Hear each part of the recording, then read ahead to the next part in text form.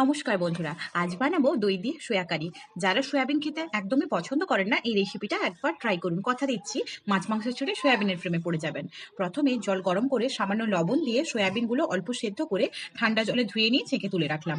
এবারে একে একে অল্প লবণ, যেহেতু সেদ্ধর সময় আমি একটু লবণ দিয়েছিলাম, এরপরে সামান্য হলুদ, কাশ্মীরি লঙ্কার গুঁড়ো, লাল লঙ্কার গুঁড়ো, গোলমরিচ গুঁড়ো, জিরে গুঁড়ো, ধনে গুঁড়ো, আদা রসুন পেস্ট, 150 গ্রাম দই অ্যাড করে আধ ঘন্টার জন্য ভালো করে মেখে রেখে দিলাম। এবারে কড়াই গরম হয়ে এলে তাতে 1 চামচ ঘি এবং অল্প রিফাইন্ড অয়েল দিয়ে গোটা গরম মসলা দিলাম। গরম মশলাগুলো ভালোভাবে ফুটে উঠলে দিলাম পেঁয়াজ কুচি এবং লঙ্কা কুচি।